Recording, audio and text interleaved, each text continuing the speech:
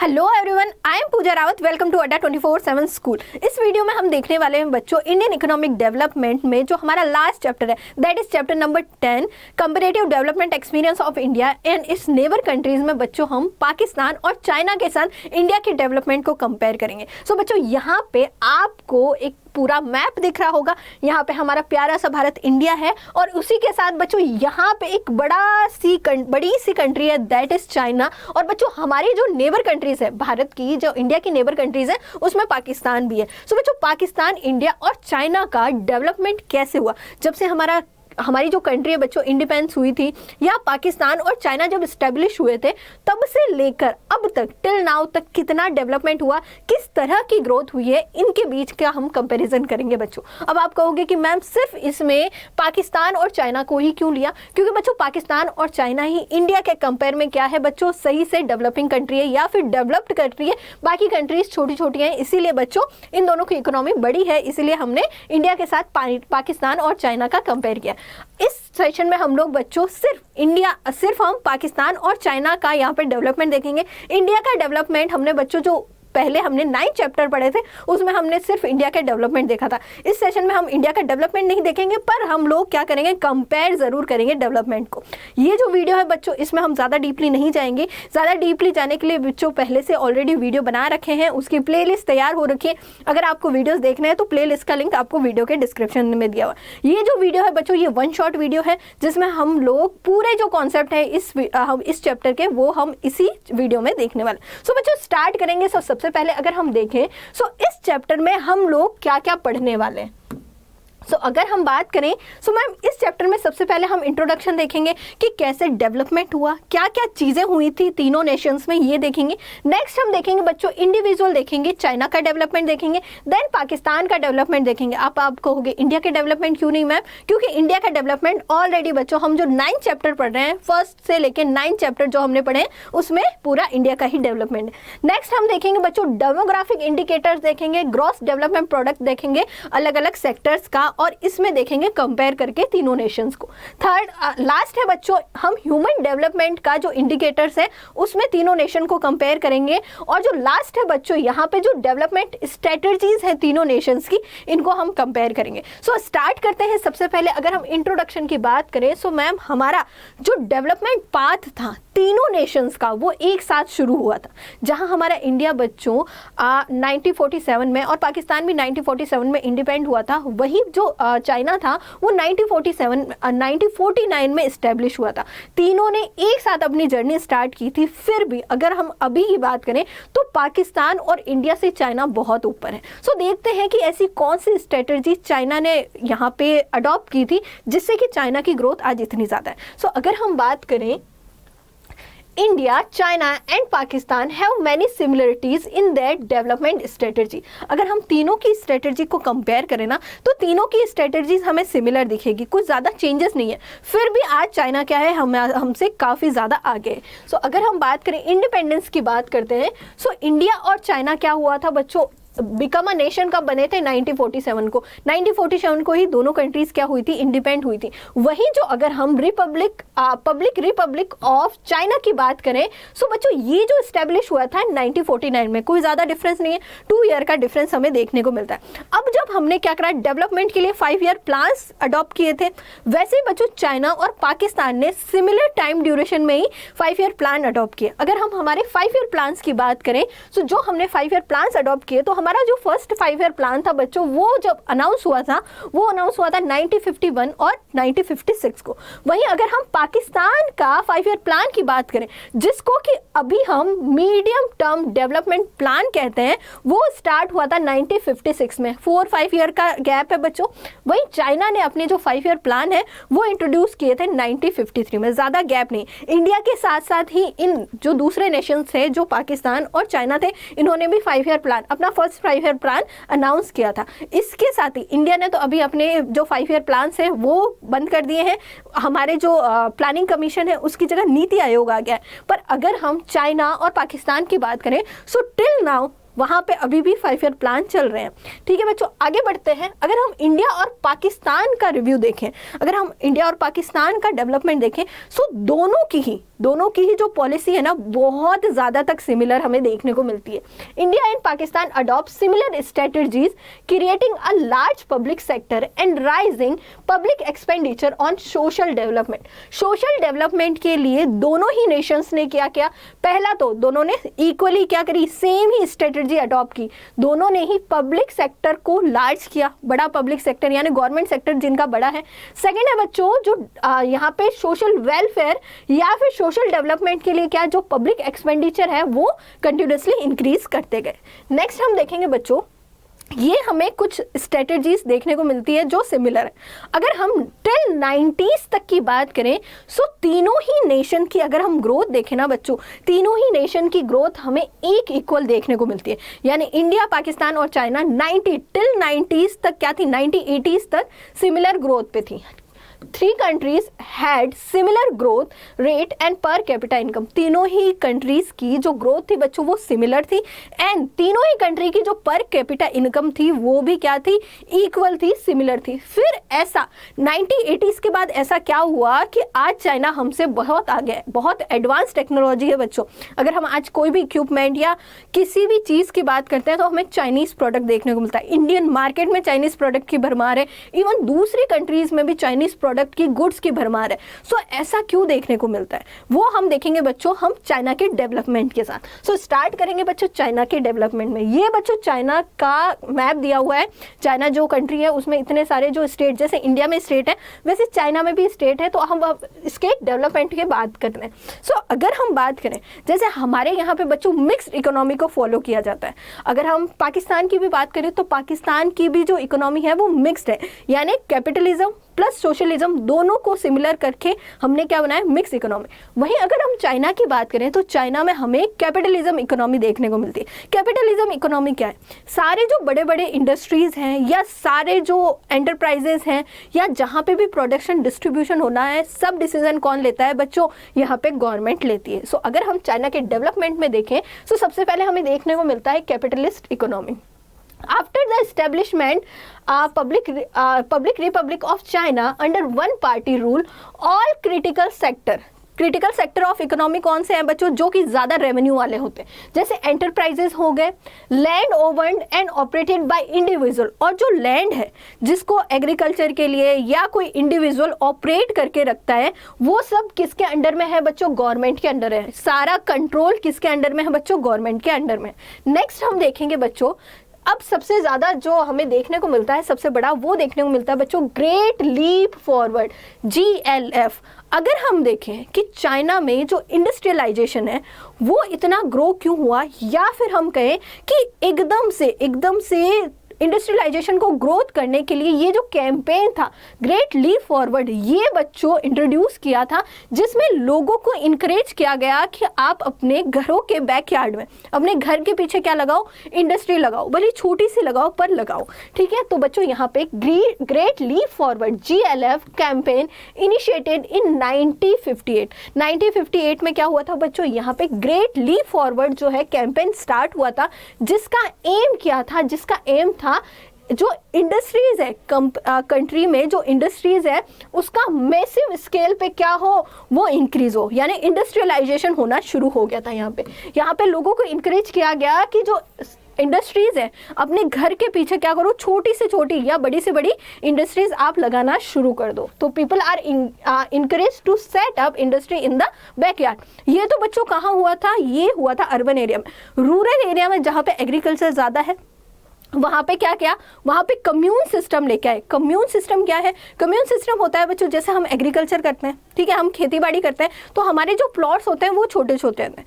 Commune system में क्या था, एक साथ बहुत बड़ी लैंड पे क्या कर रहे थे, एक साथ क्या कर रहे थे, कल्टीवेशन कर रहे थे। मतलब सब लोग एक साथ मिलके एक बड़ी सी लैंड है कल्टीवेट करने के लिए, उस पर क्या कर रहे थे, एक साथ कल्टीवेशन कर रहे थे। सो कम्यून सिस्टम आया in a rural area, commune system start हो गया बच्चों रूरल एरिया में, जिसमें लोग क्या कर रहे थे, under the commune system people collectively cultivated. लोग एक साथ क्या हो रहे थे, एक साथ मिलके क्या कर रहे थे बच्चों, कल्टीवेशन कर रहे थे, अपनी खेतीबाड़ी कर रहे थे।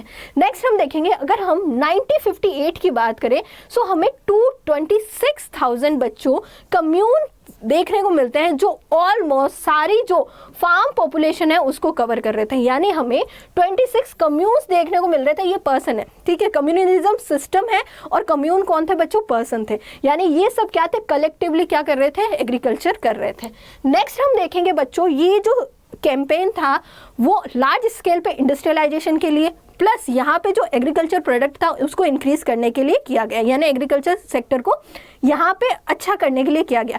पर यहाँ पे बच्चों इस कैंपेन ये ज़्यादा चला नहीं। इस कैंपेन में अगर हम देखें तो कुछ प्रॉब्लम देखी गई और इसके बाद ये कैंपेन बिल्कुल बंद हो गया। क्या क्या प्रॉब्लम थी अगर हम देखें, सो बच्चों उस टाइम क्या था कि बहुत ज़्यादा सूखा पड़ा था। A severe drought causing havoc in a China, killing about 30 million people। बहुत ज़्यादा सूखा पड़ा था जिससे कि बच्चों क्या हुआ था, ऑलमोस्ट 30 मिलियंस जो पीपल थे जो कि इसमें लगे हुए थे GLF में, उन सारों की क्या हो गई, डेथ हो गई, ठीक है। नेक्स्ट हम देखेंगे बच्चों, उसी ड्यूरेशन में रशिया और चाइना का कॉन्फ्लिक्ट हो गया, आपस में क्या होगी, बहसबाजी हो गई या लड़ाई हो गई। उसकी वजह से क्या हुआ था, रशिया ने पहले कुछ अपने प्रोफेशनल इंडस्ट्रियलाइजेशन ग्रोथ के लिए चाइना भेजे होंगे। अब जब कॉन्फ्लिक्ट हो गया तो रशिया ने फिर से अपने जो प्रोफेशनल्स थे वो चाइना से बुला लिए। सो अगर हम देखें, when Russia had conflict with China it withdraw its professional who help in the industrialisation process. ये क्या कर रहे थे, इंडस्ट्रियलाइजेशन प्रोसेस में हेल्प कर रहे थे। अब रशिया ने फिर से बुला लिया चाइना से अपने प्रोफेशनल, तो वहाँ पे जो इंडस्ट्रियलाइजेशन प्रोसेस हो रहा था वो वहीं पे ठप हो गया। नेक्स्ट हम देखेंगे बच्चों, ये हमने देखा GLF के बारे में। नेक्स्ट जो अगर हम बात करें रिवोल्यूशन हुआ था, वो हुआ था ग्रेट प्रोलेटरियन कल्चरल रिवोल्यूशन। इसको कल्चरल रिवोल्यूशन भी कहा जाता है। इसको स्टार्ट करने वाले थे बच्चों मेयो, और ये जो स्टार्ट हुआ था ये स्टार्ट हुआ था 1965 और ये चला था बच्चों 1966 से 1976 में, यानी 10 ईयर चला था। इसके बाद में इंडस्ट्रियल रिफॉर्म हमें देखने को मिलता है चाइना में। अगर हम बात करें बच्चों, जो ये कल्चरल रिवोल्यूशन था ये इंट्रोड्यूस किया किसने किया, मेयो ने इंट्रोड्यूस किया। ये देखो, ये पिक्चर आपको दिख रही होगी ना, ये जो है कल्चरल रिवोल्यूशन स्टार्ट होने से ही हुआ।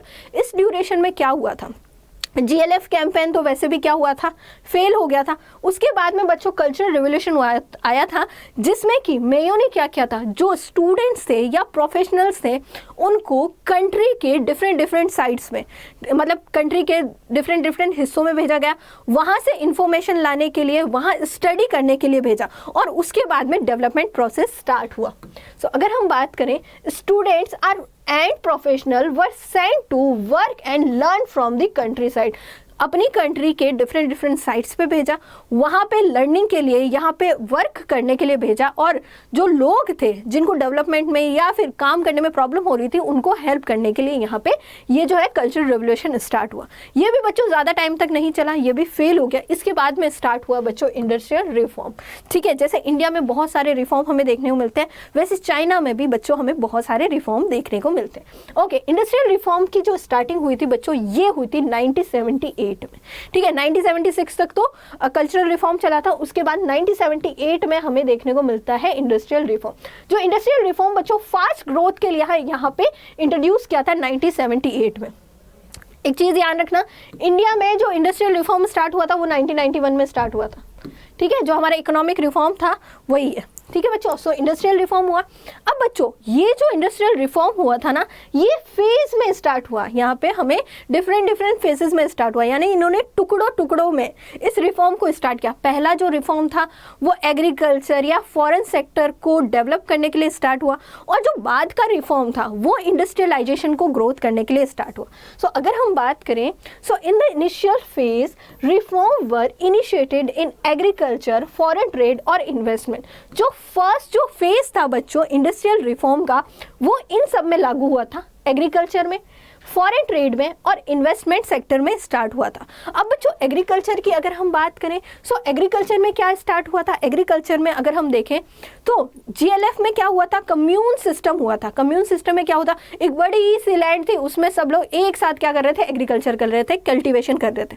अब वो जो कम्यून लैंड थी, बहुत बड़ी लैंड होती थी, उसमें एक साथ सब लोग क्या करते थे, एग्रीकल्चर करते थे। उस लैंड को छोटा किया, छोटे छोटे प्लॉट्स में डिवाइड किया, और छोटे छोटे प्लॉट्स में डिवाइड करके उनको उसको लोगों को दे दिया। अब लोगों को क्या कहा गया, मतलब सिंपल सी बात है, जैसे कोई भी पर्सन है उसको गवर्नमेंट ने क्या कहा, छोटे छोटे प्लॉट्स में लैंड काट के उनको दे दी। अब उनको कहा कि आप आराम से कल्टीवेशन करो, अब इसमें जितनी भी इनकम होगी वो आप अपने पास रखना, और इसमें जो थोड़ा बहुत टैक्स लगेगा वो आप हमें सबमिट कराते रहना।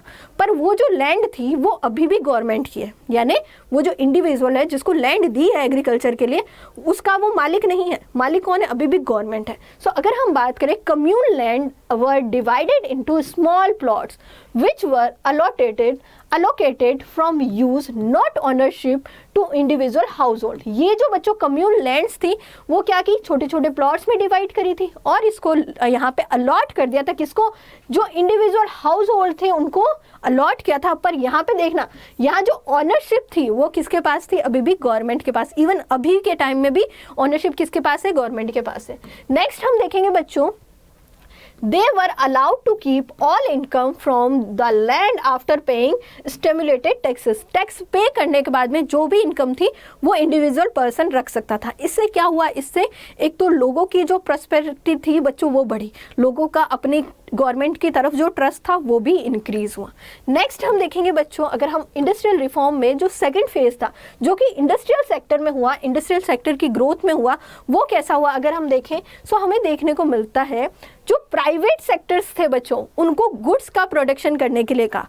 अब प्राइवेट सेक्टर की बात करें, जो टाउनशिप थी, विलेज एंटरप्राइजेस थी, या जो बच्चों यहाँ पे बच्चों कोई भी एंटरप्राइजेस जिसका जो ओनर है या फिर जो ऑपरेट करने वाले जो लोकल कलेक्टिव्स थे या जो लोकल पर्सन्स थे, ठीक है, उनको क्या कहा था, उनको अलाउ कर दिया था बच्चों गुड्स को प्रोडक्शन करने के लिए। यहाँ पे प्राइवेट सेक्टर का जो गुड्स में प्रोडक्शन है वो इंक्रीज करने के लिए इनको प्रमोट किया गया।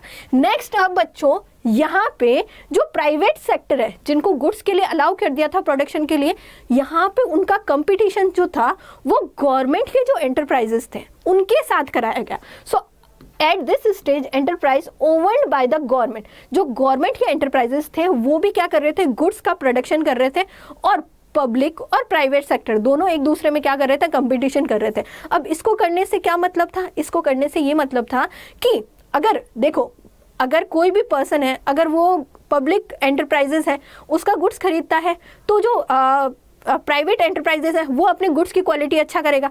अगर प्राइवेट एंटरप्राइजेस के गुड्स को कोई खरीदता है तो पब्लिक एंटरप्राइजेस अपने गुड्स की जो क्वालिटी है उसको इम्प्रूव करेगा। सो यहाँ पे कंपटीशन को फेस करने के लिए पब्लिक और प्राइवेट सेक्टर एक दूसरे के आमने सामने थे। नेक्स्ट हम देखेंगे बच्चों, इसी में the reform process also involve dual prices. यहाँ पे बच्चों जो प्राइजेस थी जो डिसाइड हो रही थी वो ड्यूअल वे से यहाँ पे डिसाइड हो रही थी। पहला वे था बच्चों, 2 वे से यहाँ पे प्राइसिंग स्टार्ट हो रही थी। फर्स्ट है, farmer industrial unit were required to buy and sell fix quantity of input and output on the basis of price fixed by the government. अब बच्चों जो फार्मर्स थे या फिर जो इंडस्ट्रियल यूनिट थी या फिर जो फर्म्स थी, अगर उनको कोई भी बाई करना है, कोई भी प्रोडक्ट या सेल करना है, सो बच्चों यहाँ पे जो गवर्नमेंट ने फिक्स करी है प्राइस उसी पे करेंगे। और रिमेनिंग जो जितने भी लोग थे, जैसे जो पब्लिक सेक्टर, जो हमारे जैसे इंडिविजुअल पर्सन थे या फैमिली थे या हाउस होल्ड में थे, वो यहाँ पे बच्चों परचेज और सेल कर रहे थे मार्केट प्राइस में। यानी जो प्राइजेस थी वो 2 वे से डिसाइड हो रही थी, मार्केट प्राइस से भी और गवर्नमेंट से भी। नेक्स्ट हम देखेंगे बच्चों, यहाँ पे production increase, the proportion of goods और out input transits in the market also increase. अब क्या हो रहा था, पब्लिक सेक्टर और प्राइवेट सेक्टर दोनों ही अपना प्रोडक्शन इंक्रीज कर रहे थे, और इनके इंक्रीज करने से यहाँ पे बच्चों मार्केट में जो प्रोडक्ट थे वो क्या हो रहे थे, कंटिन्यूसली इंक्रीज हो रहे थे। ये तो हमने देखा इंडस्ट्रियल सेक्टर में, एग्रीकल्चर सेक्टर में भी देखा। इसके अलावा जो फॉरेनर्स थे बच्चों, उनको अट्रैक्ट करने के लिए या फॉरेन इन्वेस्टर्स को अट्रैक्ट करने के लिए स्पेशल इकोनॉमिक जोन यानी कि सेल्स जो है वो भी सेटअप किए गए। ये सब बच्चों किया गया हमें देखने को मिलता है जो चाइना का डेवलपमेंट है उसमें, जिसमें बहुत सारे कैंपेन किए गए। और बच्चों सबसे बड़ी बात क्या है कि चाइना ने ये जितने भी रिफॉर्म स्टार्ट किए थे ना, उनको पहले छोटे छोटे लेवल पे अप्लाई किया। जब उनको लगा कि छोटे छोटे लेवल पे ये सक्सेसफुल है, देन उन्होंने जो बड़े लेवल है उस पर इसको अप्लाई करना शुरू किया। और आज हमें इसी इसी स्ट्रेटजीज में देखने को मिलता है कि आज चाइना की ग्रोथ कितनी ज़्यादा है। आगे हम इसका अप्रेजल भी करेंगे, देखेंगे इसका व्यू। नेक्स्ट हम देख लेते हैं बच्चों अब पाकिस्तान का डेवलपमेंट लास्ट जो हम 70 ईयर है वो किस तरह से हुआ है। सो बच्चों ये जो है पाकिस्तान का मैप आपको दिख रहा होगा, ये पाकिस्तान का मैप है। सो इसमें देख लेते हैं बच्चों, अगर हम पाकिस्तान के डेवलपमेंट की बात करें तो पाकिस्तान भी हमारी तरह, इंडिया की तरह ही 1947 में इंडिपेंड हुआ था। सो यहाँ पे बच्चों पाकिस्तान और इंडिया की जो हमें स्ट्रेटजीज है वो सिमिलर देखने को मिलती है। जैसे इंडिया ने अपने जो पब्लिक सेक्टर है वो लार्ज रखे हैं, वैसे पाकिस्तान ने भी लार्ज रखे हैं। जैसे इंडिया ने इकोनॉमिक रिफॉर्म स्टार्ट किया है, वैसे पाकिस्तान ने भी किया है। जैसे इंडिया ने बच्चों ग्रीन रिवोल्यूशन लेके आई थी, वैसे पाकिस्तान भी लेके आई थी। सो बच्चों अगर हम देखें पाकिस्तान के डेवलपमेंट में, so production increase, the proportion of goods and input transaction in a market also increase. अगर हम प्रोडक्शन की बात करें, सो यहाँ पे बच्चों यहाँ पे क्या करा, पब्लिक सेक्टर को बढ़ाने के लिए प्रोडक्शन को इंक्रीज किया, और प्रोडक्शन इंक्रीज के साथ ही मार्केट में जो ट्रांजैक्शन था वो भी इंक्रीज हुआ। ठीक है, एक सेकेंड, अब देखते हैं। ठीक है बच्चों, अगर हम पाकिस्तान की बात करें, अच्छा वो थोड़ा सा चाइना का आ गया था, उसको हटा देना। ठीक है, the public combined tariff protection for manufacturing and consumer goods together with a direct import control on competing import। अब बच्चों जैसे इंडिया में जो इंपोर्ट सब्स्टिट्यूशन है या इंपोर्ट प्रोटेक्शन है या फिर हमारा जो गुड्स का प्रोटेक्शन है उसको लगाने के लिए टैरिफ लगाया गया था, टैरिफ प्रोटेक्शन लगाया गया था, वैसे चाइना ने भी टैरिफ प्रोटेक्शन लगाया, जिसमें क्या करा बच्चों, यहाँ पे इंपोर्ट सब्स्टिट्यूशन करा गया। जो हम अपनी कंट्री में प्रोड्यूस कर सकते हैं उसको इंपोर्ट करने की ज़रूरत क्या है। वहीं बच्चों टैरिफ प्रोटेक्शन किया गया, जिससे कि जो वहाँ की कंट्री में जो मैन्युफैक्चरिंग है या इंडस्ट्री है वो डेवलप हो सके। नेक्स्ट हमें देखने को मिलता है rise in a production of a goods grain by the introducing green revolution. अब बच्चों वहाँ पे जो गुड्स थे या जो फूड ग्रेन्स थे वो कंटिन्यूसली इंक्रीज हुए। किसकी वजह से इंक्रीज हुए? Green revolution. जैसे इंडिया में ग्रीन रिवोल्यूशन स्टार्ट किया, वैसे वहाँ पे भी स्टार्ट किया। Increasing in public investment in infrastructure in selected area, और पब्लिक इन्वेस्टमेंट इंफ्रास्ट्रक्चर में जो पब्लिक इन्वेस्टमेंट है वो भी कंटिन्यूसली इंक्रीज किया गया कुछ सेलेक्टेड एरियाज में। नेक्स्ट हमें देखने को मिलता है in the 1917 nationalisation of capital goods industry took place. 1970s में हमें देखने को मिलता है कि कैपिटल गुड्स का नेशनलाइजेशन होना शुरू हुआ, यानी कि जो कैपिटल गुड्स थे वो गवर्नमेंट के अंडर आने शुरू हो गए, पर धीरे धीरे 1980s तक फिर से उनका प्राइवेटाइजेशन करना शुरू हो गया था। नेक्स्ट हमें देखने को मिलता है when the major thrust area were decentralisation and increase the private sector. इसके बाद में अगर हम देखें, सो जो मेजर थ्रस्ट एरिया थे या बड़े बड़े जो एरियाज थे उनको डिसेंट्रलाइज किया गया, और जो प्राइवेट सेक्टर है उसको गवर्नमेंट ने धीरे धीरे इंकरेज करना शुरू करा पाकिस्तान में। During this period Pakistan also received financial support from western nations and remittance from continuously increase outflow of immigrants to the Middle East. अब यहाँ पे फाइनेंशियल सपोर्ट, जो फॉरेन फाइनेंशियल सपोर्ट है वो पाकिस्तान को रिसीव होना शुरू हो गया। जो वेस्टर्न नेशंस हैं या वेस्टर्न कंट्रीज़ हैं, ठीक है, वहाँ से मिलना शुरू हो गया। इसके अलावा जो पाकिस्तान के जो रेजिडेंट्स थे जो कि वेस्टर्न कंट्रीज़ में चले गए थे, सो वो भी क्या कर रहे थे, जो फॉरेन रेजिडेंट्स, ठीक है, इंडिया जो पाकिस्तान के थे उसमें से जो बाहर चले गए थे वहाँ से वो क्या कर रहे थे, पैसा भेज रहे थे। ठीक है, वो एमिग्रेंट्स थे जो मिडल ईस्ट चले गए थे, वो भी क्या रहते थे, कंटिन्यूसली फ्लो कर रहे थे, यहाँ पे इनफ्लो कर रहे थे फॉरेन करेंसी का। सो इससे क्या हुआ, इससे फॉरेन यहाँ पे इन्वेस्टमेंट इंक्रीज होने लग गया। ये हमें देखने को मिलता है पाकिस्तान के डेवलपमेंट में।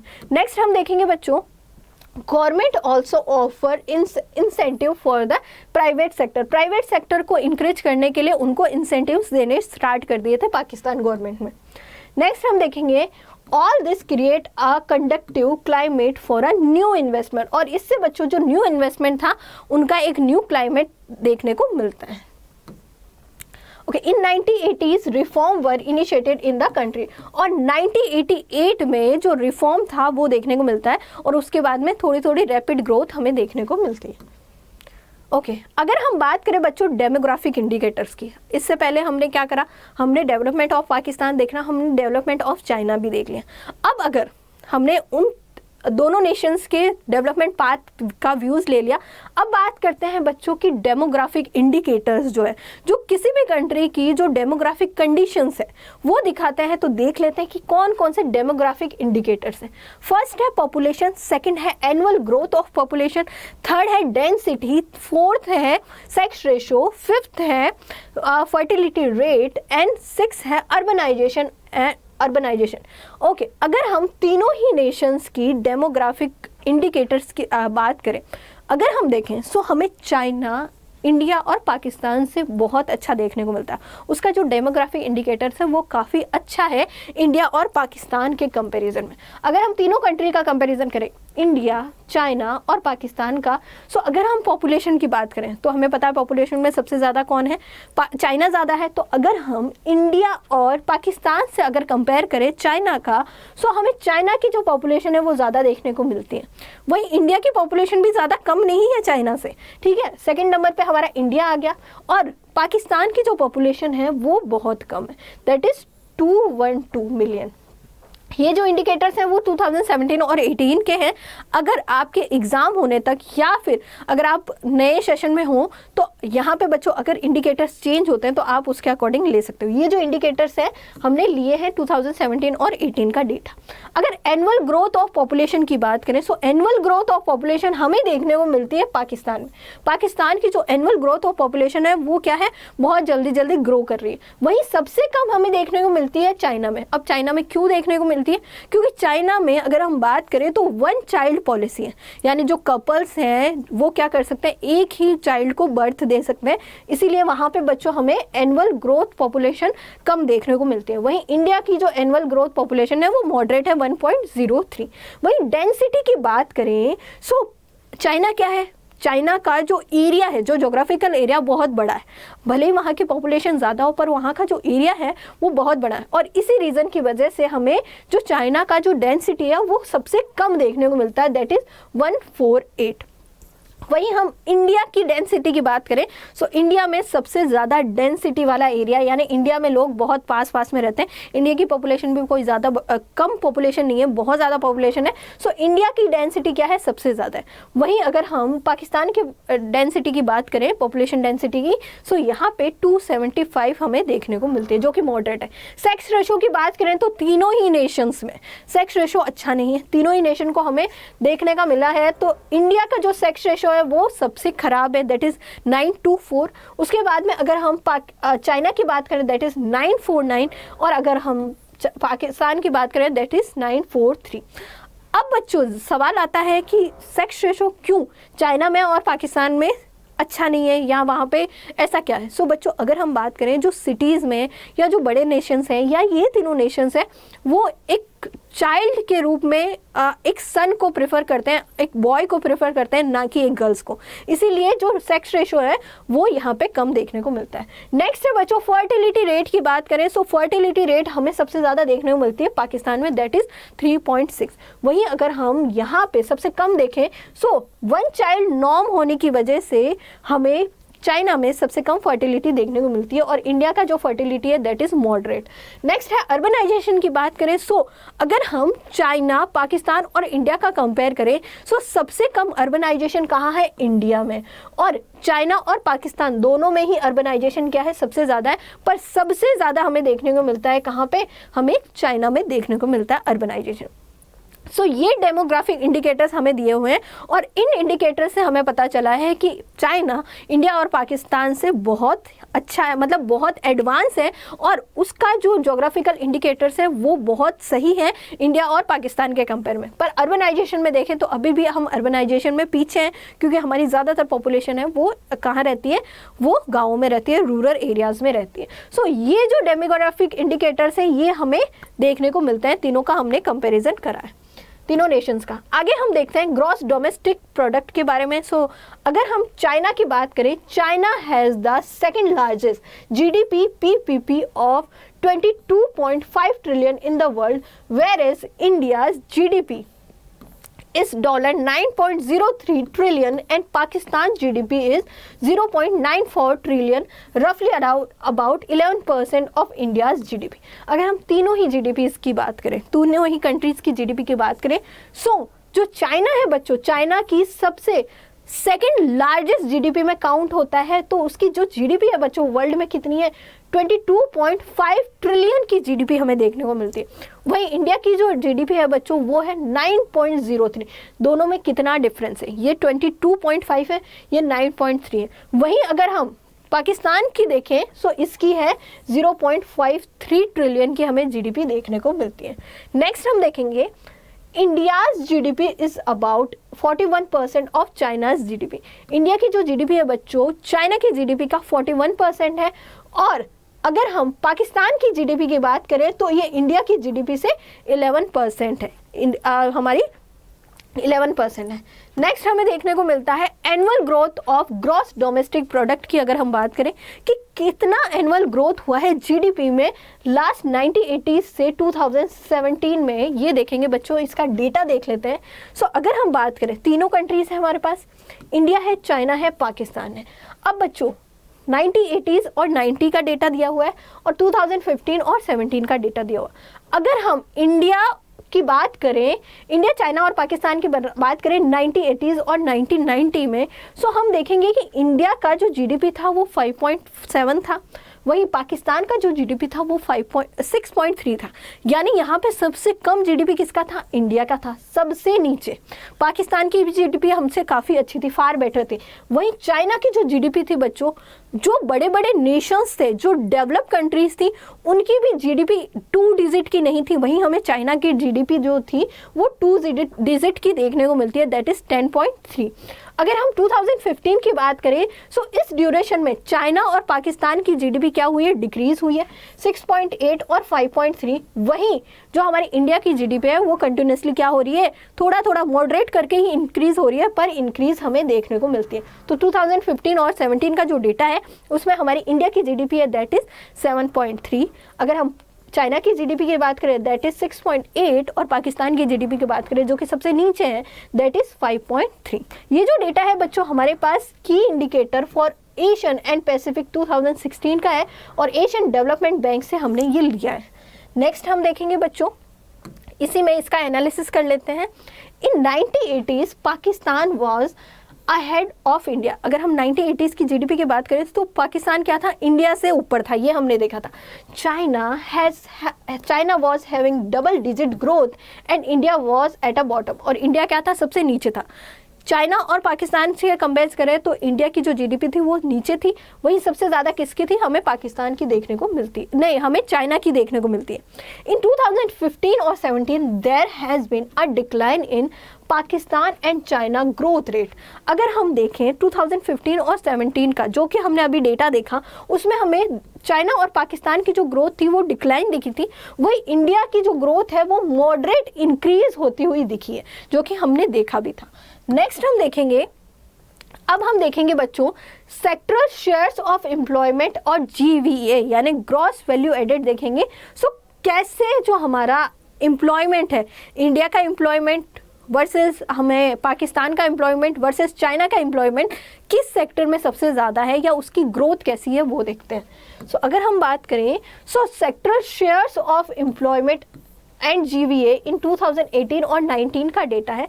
तो इंडिया की बात करें सो इंडिया में अभी भी ज़्यादातर लोग किस में लगे हुए हैं, एग्रीकल्चर में लगे हुए हैं। सो अगर हम देखें सो एग्रीकल्चर, इंडस्ट्री और सर्विस सेक्टर, तीन हमारे क्या हो गए, हमारे सेक्टर्स हो गए। अगर हम इंडिया की बात करें सो जो ग्रॉस वैल्यू एडिट में जो कंट्रीब्यूशन है तीनों कंट्रीज़ में, इंडिया का, चाइना का और पाकिस्तान का, तो हमें देखने को मिलता है एग्रीकल्चर में जो हमारा ग्रॉस वैल्यू एडिट है वो सबसे ज़्यादा देखने को मिलता है पाकिस्तान में।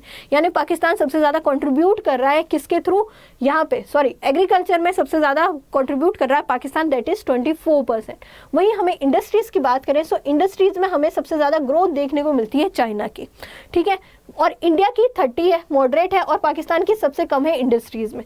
वहीं अगर हम सर्विसेज की बात करें सो सर्विसेज में तीनों ही जो नेशंस हैं उनकी सर्विसेज में बहुत अच्छा ग्रॉस वैल्यू एडिट वो दे रहे हैं या एम्प्लॉयमेंट लगी हुई है।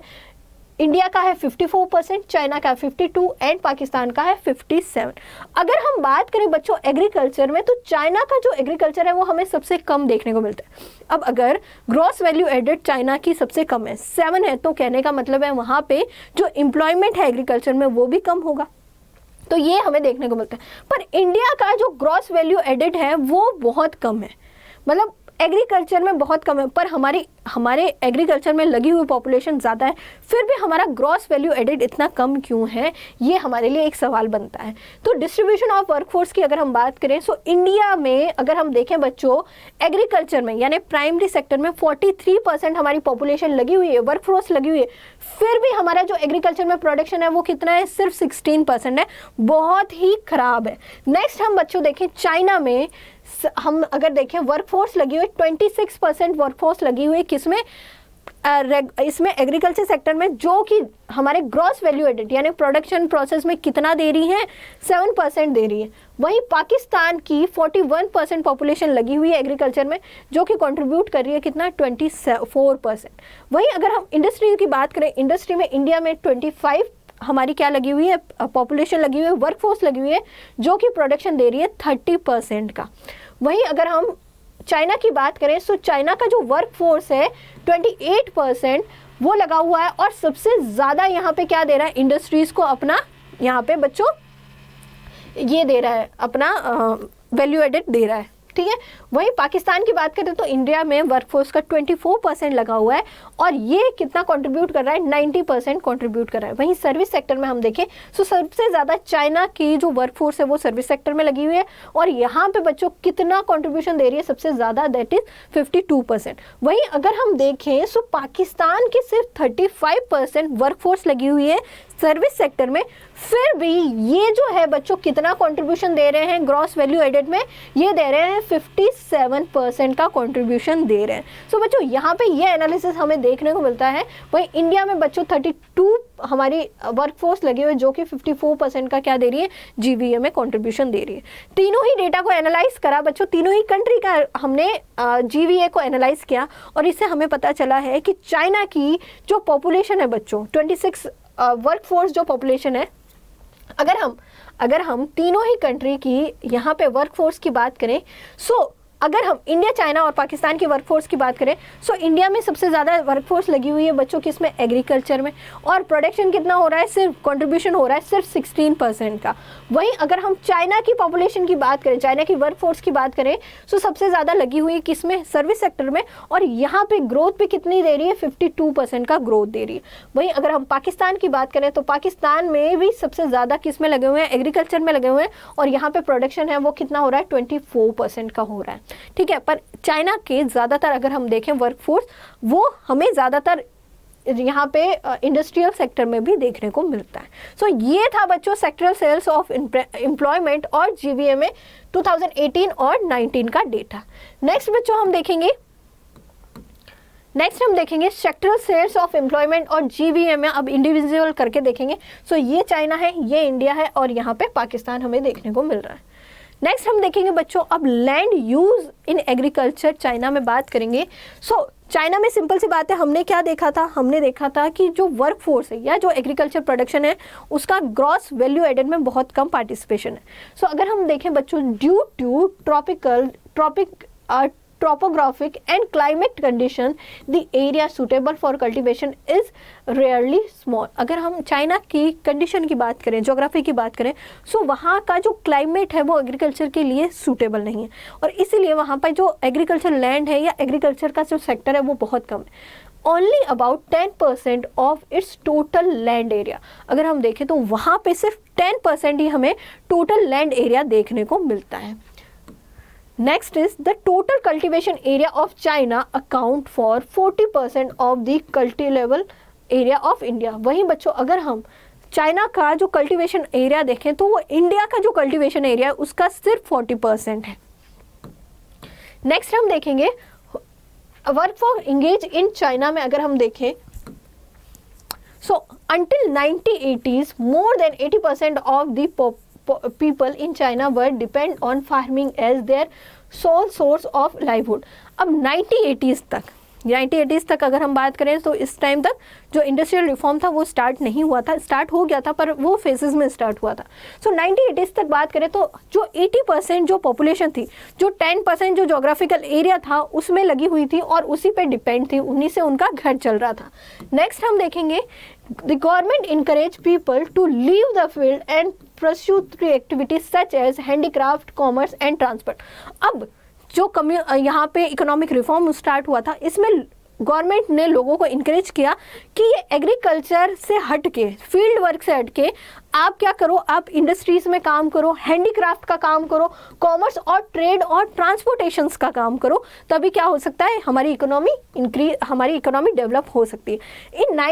इन 2018 and 19 with 26% of its workforce engaged in agriculture and contribute in the GVA in China 7%। और अभी की कंडीशन हम देखें 2017 और 18 का, 26% जो पॉपुलेशन है, जो वर्कफोर्स पॉपुलेशन है, वो किस में लगी हुई है, एग्रीकल्चर में लगी हुई है चाइना की। और ये ग्रॉस वैल्यू एडिट में कितना परसेंट दे रही है, एग्रीकल्चर दे रहा है 7%। ये हमें चाइना का जो वर्कफोर्स है वो देखने को मिलता है।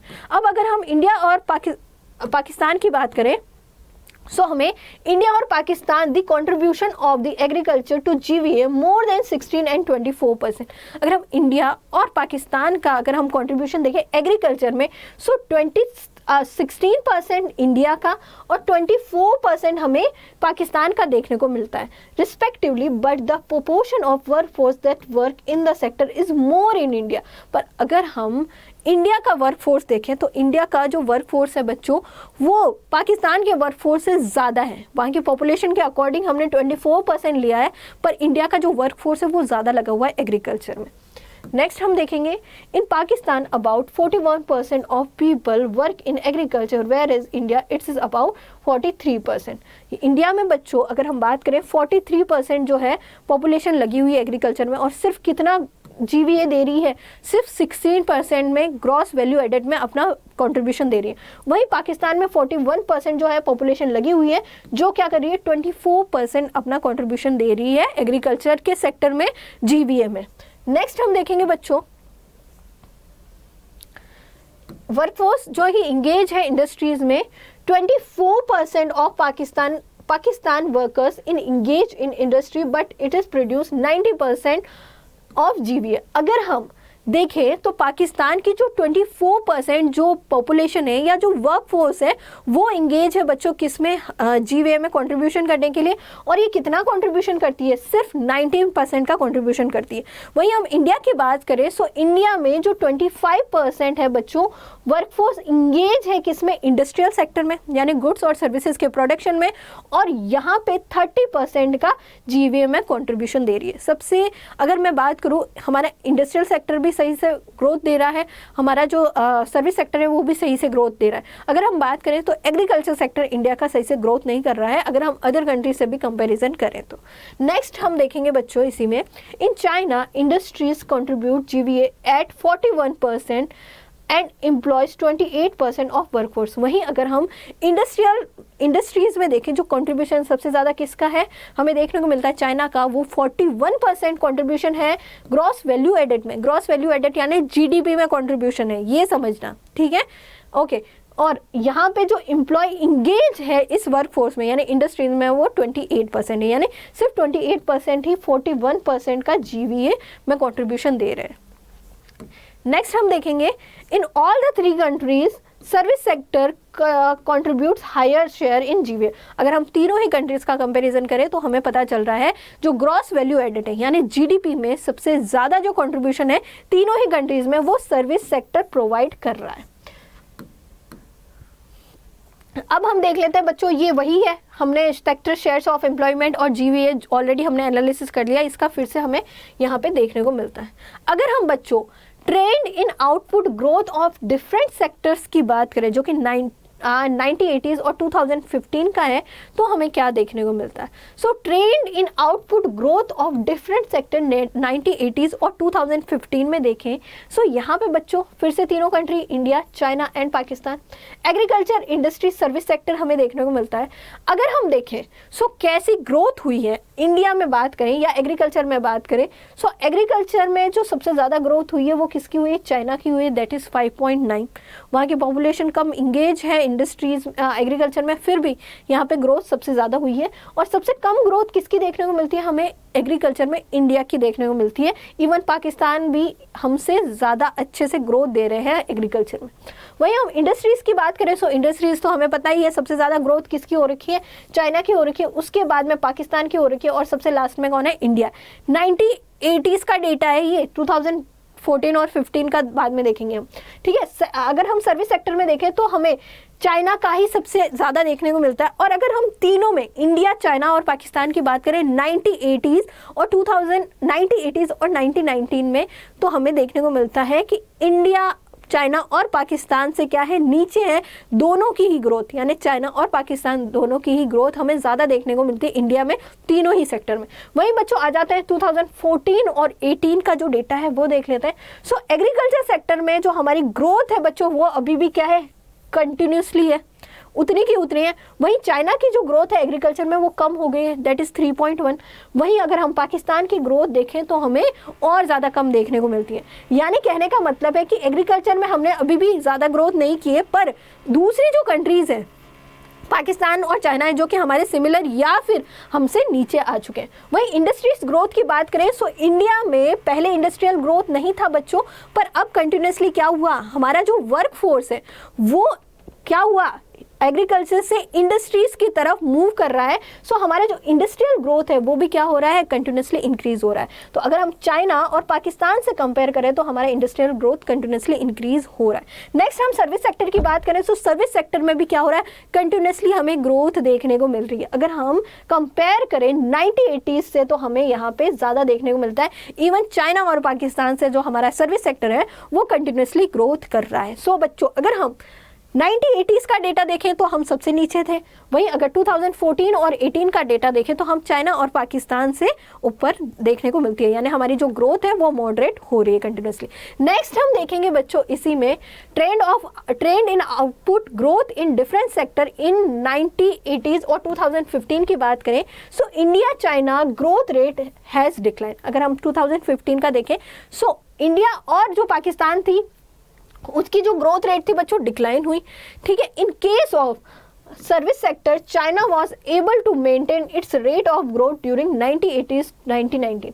अगर हम सर्विस सेक्टर की बात करें तो चाइना ने अपना जो सर्विस सेक्टर है वो सही से मेंटेन कर रखा था 1980s और 1919 में। There was a positive and a increasing growth of India service sector output. वहीं अगर हम अभी का कंपैरिजन करें, यानी 2015 का कंपैरिजन करें, सो हमें देखने को मिल रहा है कि हमारा जो इंडिया है बच्चों वो सर्विस सेक्टर में और जो हमारा इंडस्ट्रियल सेक्टर में, इसमें भी क्या हो रहा है? वो कंटिन्यूसली इंक्रीज कर रहा है अपनी ग्रोथ को। नेक्स्ट हम देखेंगे बच्चों इसी में, China growth is contribute by the manufacturing and service sector and India growth by the service sector. हमारी जो ग्रोथ हुई है बच्चों वो कहाँ हुई है? वो हमारी हुई है सर्विस सेक्टर में। वहीं चाइना की जो ग्रोथ हमें देखने को मिलती है वो इंडस्ट्रियल या मैन्युफैक्चरिंग और जो सर्विस सेक्टर है उसमें देखने को मिलती है। नेक्स्ट हम देखेंगे, during this period Pakistan has show decentralisation of all three sector. और इसी ड्यूरेशन में हमें देखने को मिलता है पाकिस्तान ने क्या करा है? अपने जो तीनों ही सेक्टर है उनको डिसेंट्रलाइज करना शुरू कर दिया, ठीक है। नेक्स्ट हम देखेंगे, अब हमने बच्चों क्या देखे थे? हमने जो हमारे डेमोग्राफिक इंडिकेटर्स थे तीनों कंट्रीज के वो देखे थे, तीनों में कंपेयर किया था। अब बात कर लेते हैं बच्चों ह्यूमन डेवलपमेंट इंडिकेटर्स की। सो अगर हम देखें कुछ सेलेक्टिव इंडिकेटर्स हैं ह्यूमन डेवलपमेंट के, ये हमें दिए हुए हैं बच्चों। सो यहाँ पे बच्चों इसको एनालिसिस कर लेते हैं। सो पहला है ह्यूमन डेवलपमेंट इंडेक्स जो कि ह्यूमन डेवलपमेंट को बताता है। सेकेंड है बच्चों जो ह्यूमन डेवलपमेंट इंडेक्स है उसकी रैंक। थर्ड है life expectancy at birth. Next है mean year of schooling. Next है gross national income per capita, percentage of people living below poverty line, infant mortality rate, maternal mortality rate, population using at least basic sanitization, population using at least basic drinking water source और percentage of urbanized children या फिर जो children urban area में ज़्यादा रहते हैं। सो अगर हम ह्यूमन डेवलपमेंट इंडेक्स की बात करें सो सबसे अच्छा रिजल्ट हमें देखने को मिलता है चाइना का। इंडिया और पाकिस्तान के कंपैरिजन में हमें देखने को मिलता है चाइना का। अगर हम रैंक की बात करें तो सबसे अच्छी रैंक भी किसकी है? चाइना की। रैंक जितनी कम होना उतना अच्छा हो। जैसे फर्स्ट रैंक पे आने वाला टॉपर होता है, सेकंड रैंक पे आने वाला उससे नीचे होता है, वैसे ही बच्चों रैंक जितनी कम होना उतना अच्छा है। सो अगर हम देखें सो ह्यूमन डेवलपमेंट इंडेक्स की जो रैंक है उसमें चाइना क्या है 87 पे है और ये पाकिस्तान और इंडिया से आगे है। तो वही हम बच्चों लाइफ एक्सपेक्टेंसी एट बर्थ की बात करें, सो यहाँ पे चाइना में जो लाइफ एक्सपेक्टेंसी एट बर्थ है वो कितना है 76.9 ईयर्स है। वही इंडिया में बच्चों कितना है सिर्फ 69.7 है। वही पाकिस्तान में बच्चों सबसे कम है, दैट इज 67.63 है। ठीक है, इंडिया और पाकिस्तान से ज़्यादा अच्छा किसका है, चाइना का, और सेकेंडली कौन है, इंडिया। नेक्स्ट हम देखेंगे बच्चों mean year of schooling. Mean year of schooling की बात करें सो चाइना में सबसे ज़्यादा है, दैट इज़ 8.1। उसके बाद में हमें इंडिया में देखने को मिलता है 6.5। उसके बाद में हम पाकिस्तान में देखने को मिलता है, दैट इज़ 5.2। ठीक है, अब तक जो 4 इंडिकेटर्स देखे थे उसमें चाइना सबसे आगे है, इंडिया उससे कम है और सबसे लास्ट में कौन है, पाकिस्तान है। नेक्स्ट हम देखेंगे बच्चों gross national income per capita या पर कैपिटा इनकम भी कह सकते हैं। सो पर कैपिटा इनकम की बात करें सो चाइना में पर कैपिटा इनकम कितनी है 16,057 है। वहीं इंडिया की बात करें तो कितनी है 6,081। देखो 10,000 का डिफरेंस देखने को मिलेगा। वहीं अगर हम पाकिस्तान की बात करें तो पाकिस्तान में कितनी है 5,500। यहाँ पे भी सबसे ज़्यादा कौन है, पाकिस्तान, चाइना है। Percentage of people living below poverty line, कितने लोग हैं जो बिलो पॉवर्टी लाइन रह रहे हैं। सो अगर हम चाइना की बात करें सो चाइना है 1.7। अगर हम ये डेटा देखें ना बच्चों, ये जो डेटा है हमारा, एक सेकेंड, फॉर द ईयर, हाँ ये हमारा 2015 का डेटा है। ठीक है, और ये जो है ना ये हमारा 2011 का डेटा है। अगर हम बिलो पॉवर्टी लाइन में लोगों का परसेंट देखें तो हमें सबसे कम देखने को मिलता है चाइना में, दैट इज सिर्फ टोटल पॉपुलेशन में से 1.7% जो पॉपुलेशन है वही क्या है, बिलो पॉवर्टी लाइन।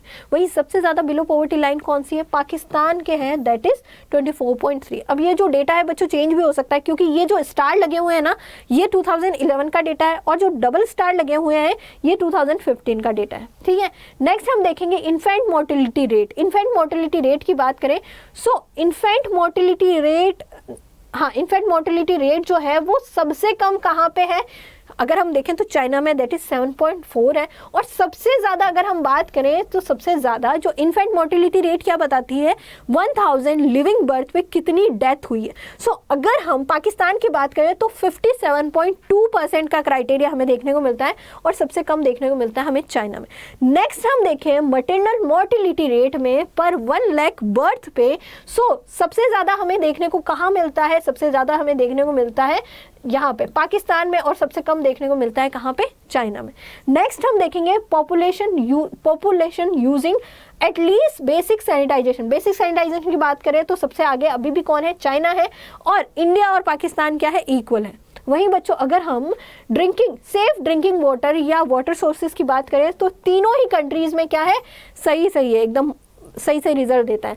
वहीं हम अर्बनाइजेशन चिल्ड्रन की बात करें तो बच्चों ये तो हमने डेमोग्राफिक में भी पढ़ा था कि इंडिया में अर्बनाइजेशन कम है, इंडिया में लोग अर्बन एरिया में कम रहते हैं, वहीं चाइना और पाकिस्तान में अर्बन एरिया में ज़्यादा लोग रहते हैं। तो चिल्ड्रंस भी बच्चों कहाँ ज़्यादा रहेंगे, पाकिस्तान और चाइना के जो चिल्ड्रंस हैं वो अर्बन एरिया में ज़्यादा रहेंगे। सो अगर हम देखें सो चाइना में 8.1% अर्बनाइज चिल्ड्रन हमें देखने को मिलता है, इंडिया में 37.9, वहीं पाकिस्तान में भी 37.6 हमें देखने को मिलते हैं। अब बच्चों आगे बढ़ते हैं और जान लेते हैं ह्यूमन डेवलपमेंट के जो इंडिकेटर्स देखे बच्चों, इसमें हमने इंडिकेटर्स देखे, उसमें हमने ये सब देखे। इनके अलावा बच्चों कुछ इंडिकेटर्स यहाँ पे दिए हुए नहीं हैं पर उनको भी हमें देखना चाहिए, उनको भी मेज़र करना चाहिए। सो ये जो इंडिकेटर्स हैं लिबर्टी इंडिकेटर्स मेज़र है, जो क्या बताता है, जो लोगों का यानी जो किसी भी कंट्री में जो लोग हैं उनका जो कॉन्स्टिट्यूशनल ये राइट होना चाहिए या डिपेंडेंसी होनी चाहिए, इंडिपेंडेंट होने चाहिए वो कोई भी पॉलिटिकल डिसीजन लेने में या पब्लिक डिसीजन लेने में। सो अगर हम बात करें the extent of constitutional protection give the right of citizen, अगर हम बात करें जो कॉन्स्टिट्यूशनल प्रोटेक्शन है, जो सिटीजन्स हैं बच्चों उनको कॉन्स्टिट्यूशनल प्रोटेक्शन दिया जाना चाहिए।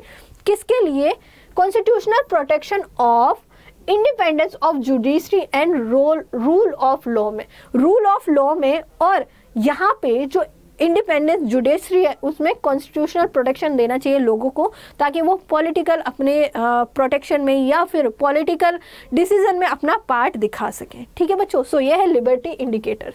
अब बच्चों जब हम इंडिकेटर्स देखते हैं तो हम लिबर्टी इंडिकेटर्स को नहीं लेते हैं पर एक्चुअल में लेना चाहिए। नेक्स्ट हम देखते हैं बच्चों जो हमने डेवलपमेंट देखा, इंडिया का, पाकिस्तान का और चाइना का। अब इस डेवलपमेंट का हम बच्चों यहाँ पे अप्रेजल देख लेते हैं कि ये जो डेवलपमेंट हुआ था इसमें क्या क्या फेलियर हुए थे, क्या क्या अचीवमेंट्स हुए थे। सो बच्चों जो रिफॉर्म पीरियड हुआ था तीनों ही कंट्रीज़ का, उस रिफॉर्म पीरियड में कौन कौन सी अचीवमेंट्स थी और कौन कौन से फेलियर्स थी। सो अगर हम बात करें तीनों ही कंट्रीज़ का जो रिफॉर्म हुआ था, इकोनॉमिक रिफॉर्म, अगर हम चाइना की बात करें, जो चाइना में रिफॉर्म हुआ था वो 1978 में हुआ था, पाकिस्तान में उसके बाद हुआ था 1988 में, वही इंडिया में जो रिफॉर्म स्टार्ट हुआ था हमें पता है वो हुआ था 1991। अच्छा, तीनों ही कंट्रीज़ में रिफॉर्म हुआ। चलो, इंडिया और पाकिस्तान के पास तो प्रॉब्लम्स थी, इनका जो फाइनेंशियल डेट था वो इंक्रीज़ होता जा रहा था, जो फाइनेंशियल क्राइसिस था वो इंक्रीज़ होता जा रहा था, जो फॉरेन फाइनेंस था वो कम हो गया था। पर चाइना के पास ऐसी कोई सच प्रॉब्लम नहीं थी कि जिससे ये इकोनॉमिक रिफॉर्म करे, जिससे कि ये जो हम जैसे वर्ल्ड बैंक और IMF के पास गए लोन के लिए, इनके पास कोई ऐसी प्रॉब्लम नहीं थी कि ये उनके पास जाके लोन ले, फिर भी ये गए और इन्होंने रिफॉर्म स्टार्ट किया। सो अगर हम देखें, अगर हम अप्रेजल करते हैं कौन कौन से अचीवमेंट्स और फेलियर हुए थे प्री रिफॉर्म पीरियड के चाइना में, सो अगर हम देखें सो हमें देखने को मिलता है China did not have any compulsion to introduce reform. China के पास ऐसी कोई कंपल्शन नहीं था कि वो रिफॉर्म को इंट्रोड्यूस करे, पर फिर भी चाइना ने इंट्रोड्यूस करा। क्यों? क्योंकि जब कल्चरल रिवोल्यूशन हुआ था उस टाइम की जो पॉलिसी थी या उस टाइम जो एसेट्स थे, जो इंडस्ट्रियलाइजेशन था या मॉडर्नाइजेशन की कमी थी, उससे जो दूसरी बार जो सत्ता में जो गवर्नमेंट आई थी ना, उसको वो पसंद नहीं आया और उसी चक्कर में क्या करा गया, रिफॉर्म स्टार्ट किया गया। सो अगर हम देखें, new leadership at the time of China was not happy with the slow pace growth and a lack of modernization in the Chinese economy under the Maoist rule। जो मोइस्ट थे बच्चों, जो Mayo थे, उनके रूल के under में जो modernisation था वो लैक ऑफ मॉडर्नाइजेशन था। ऐसे जो न्यू लीडरशिप थी उन्होंने कहा था, और जो ग्रोथ थी बच्चों वो क्या हो रही थी, बहुत स्लो हो रही थी। अब फास्ट ग्रोथ करने के लिए क्या लाया गया, इकोनॉमिक रिफॉर्म लाया गया। अगर हम प्री रिफॉर्म पीरियड के फेलियर देखें, यानी रिफॉर्म से पहले की सिचुएशन देखें, तो कौन कौन से फेलियर हमें देखने को मिलते हैं। सो हम बात करेंगे बच्चों यहाँ पे Maoist vision of economic development based on decentralisation. जो मोइस्ट विजन था बच्चों यहाँ पे इकोनॉमिक डेवलपमेंट के लिए क्या कर रहा था, डिसेंट्रलाइज कर रहा था। उसी के साथ बच्चों self sufficiency and strengthening of foreign technology, goods and capital had failed. और जो भी बच्चों यहाँ पे जो टेक्नोलॉजी, जो कैपिटल और गुड्स के लिए इम्पोज की गई थी वो क्या हो गई थी, सारी फेल हो गई थी। नेक्स्ट हमें देखने को मिलता है dispatch extensive land reform, collectivization and great leap forward and other initiatives। जो कैंपेन्स थे या अदर इनिशिएटिव्स थे वो सारे क्या हो गए थे बच्चों, फेल हो गए थे। जैसे हम कलेक्टिवलाइजेशन की भी बात करें, कम्युनिज्म की भी बात करें, वो सारे क्या हो गए थे, फेल हो गए थे। नेक्स्ट हम देखेंगे the per capita grain output in 1970 was the same as it was in the mid 1950। 1950 में बच्चों जो ग्रेन का प्रोडक्शन था उतना का उतना 1978 में भी उतना ही था, यानी ग्रेन के प्रोडक्शन में कोई इंक्रीमेंट नहीं हुआ। यानी कि जो 80% पॉपुलेशन थी वो 1950s में भी जो ग्रेन का प्रोडक्शन था उस पर डिपेंड थी, प्रोडक्शन में कोई इंक्रीज नहीं हो रहा था, और टिल 1978 तक भी कोई प्रोडक्शन में इंक्रीज नहीं हुआ।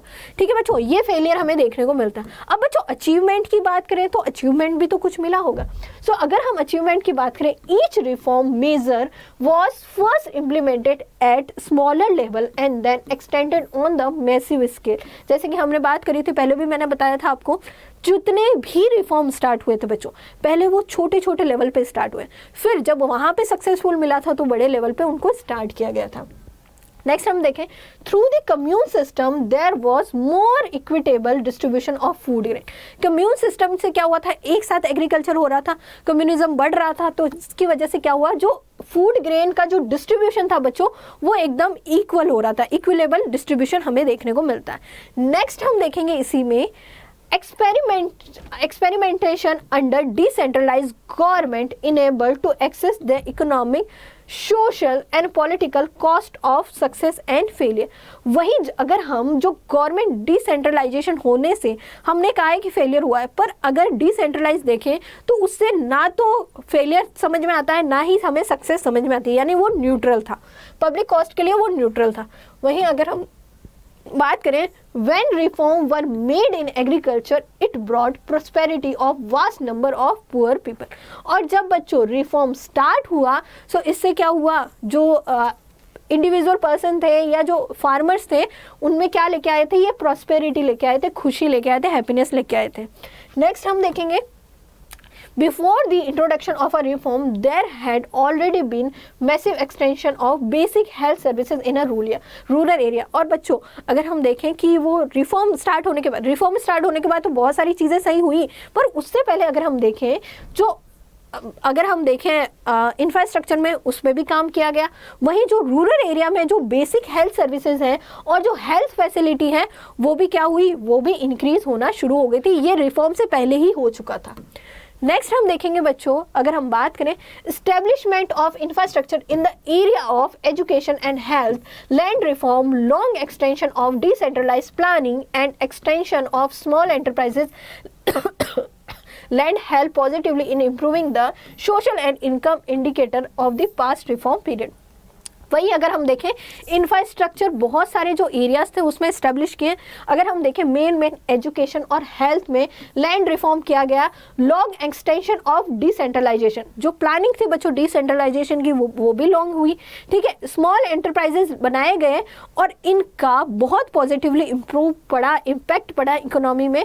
वहीं सोशल और जो इकोनॉमिक इनकम इंडिकेटर्स थे उसका पास्ट रिफॉर्म पे बहुत अच्छा इम्पैक्ट पड़ा और ये सारी चीज़ें अच्छी तरह से हमें देखने को मिली। यानी कि कहने का मतलब ये है कि चाइना में जितनी भी डेवलपमेंट स्ट्रेटेजी अडॉप्ट की थी उन सब का पॉजिटिवली इम्पैक्ट पड़ा था, या जितने भी रिफॉर्म स्टार्ट किए थे उन सब का पॉजिटिवली इम्पैक्ट पड़ा था, हमें चाइना पे देखने को मिलता है।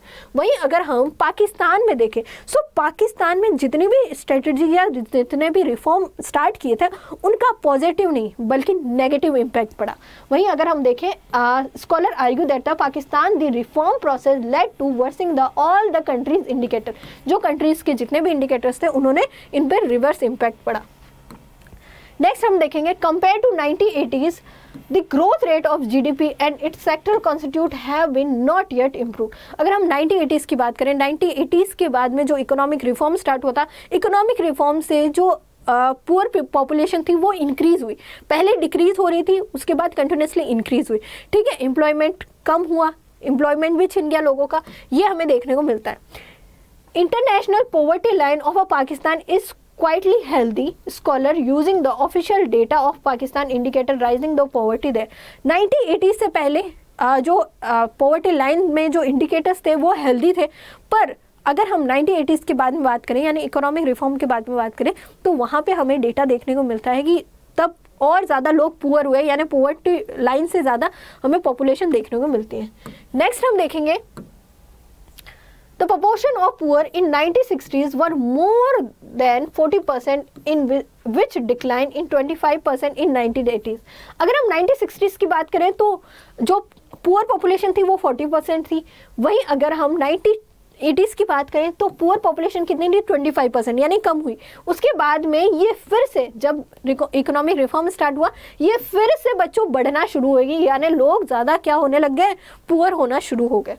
नेक्स्ट हम देखेंगे, रीजन फॉर स्लो डाउन और growth reverse of a poverty in Pakistan. अब जो स्कॉलर्स हैं उन्होंने क्या रीज़न दिया कि जो ग्रोथ है पाकिस्तान की वो इतनी स्लो क्यों है, या फिर जो पॉवर्टी है वो फिर से क्यों बढ़ी है, उसके पीछे का जो रीज़न था ये हमारे सामने बच्चों, agriculture growth and a food supply situation were based not on the industrialisation process of technical changes but on good harvest.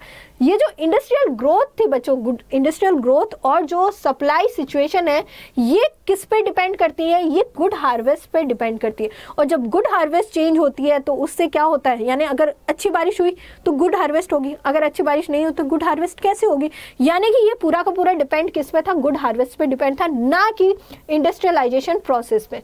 Next हम देखेंगे, when there was a good harvest the economy is a good condition, when there was a not economic indicators show stagnation और negative trend. अगर बच्चों good harvest हुई है सो अच्छी economy होगी, अगर गुड हार्वेस्ट नहीं हुई है सो क्या होगी, इकोनॉमी डाउन हो जाएगी। यानी इंडस्ट्रियलाइजेशन नहीं किया गया बल्कि किस पे थे, सारे के सारे हार्वेस्ट पे ही डिपेंड हो रखे थे, यानी एग्रीकल्चर पे डिपेंड हो रखे थे। नेक्स्ट हम देखेंगे, Pakistan, most foreign exchange earning come from the remittance of the Pakistani workers to the Middle East, and the export is a highly volatile economic agriculture product. अब पाकिस्तान में बच्चों पैसा कहाँ से आ रहा था? फॉरेन जो पैसा था वो कहाँ से आ रहा था? फॉरेन अर्निंग्स जो थी, जो पाकिस्तान के जो रेमिटेंस थे, जो पाकिस्तान से मिडल ईस्ट में कमाने गए थे, वो पैसा भेज रहे थे, उसी पे क्या हो रहा था? फॉरेन रिजर्व्स आ रहे थे, ठीक है। इसके अलावा पाकिस्तान कहाँ से फॉरेन एक्सचेंज ले रहा था? अपने जो एग्रीकल्चर प्रोडक्ट है उनको ज़्यादा से ज़्यादा एक्सपोर्ट करके, ठीक है। इस पे ज़्यादा पर डिपेंड होता नहीं है। There was also growing dependence on foreign loan on the one hand and increasing difficulty in paying back of the loan of the other. अब पाकिस्तान क्या कर रहा था? एक हैंड से तो अपने लोन इंक्रीज करता जा रहा था, दूसरी तरफ से जो पे करना था लोन वो भी पे नहीं कर रहा था। यानी यहाँ पे क्या हो रहा था बच्चों? जो फॉरेन लोन जो था, फॉरेन डेट्स तो थे, उसमें कंटिन्यूसली फंसता जा रहा था, धंसता ही जा रहा था।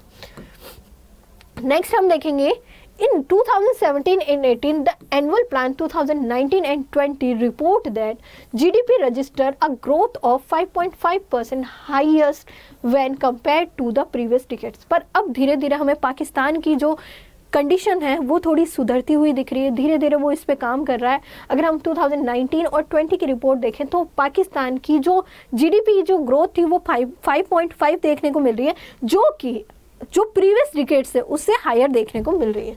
नेक्स्ट हम देखेंगे बच्चों इसी में agriculture, while agriculture recorded growth rate far from satisfactory level, industrial and service sector grow at 4.9, 6.2% respectively. वहीं अगर हम एग्रीकल्चर की ग्रोथ देखें तो वो हमें अच्छी देखने को मिल रही है।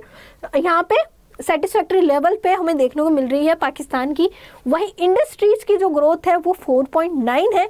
वहीं अगर हम सर्विस सेक्टर की देखें तो हमें 6.2 देखने को मिल रही है। Many macroeconomic indicator also begin to show stable and positively trend। वहीं जो अदर जो इंडिकेटर्स हैं, हमें मैक्रो इकोनॉमिक के इंडिकेटर्स हैं, वो भी हमें सही देखने को मिल रहे हैं, थोड़ा बहुत हमें सही उनमें स्टेबिलिटी देखने को मिल रही है। सो स्टूडेंट्स, आज के सेशन में हमने देखा कि जो पाकिस्तान का, चाइना का और इंडिया का डेवलपमेंट हुआ वो किस तरह से हुआ। तीनों ही नेशंस ने एक साथ एक सिमिलर स्ट्रेटजी के साथ शुरुआत की थी, फिर भी अगर हम देखें तो तीनों का ही डेवलपमेंट का जो तरीका था वो अलग था।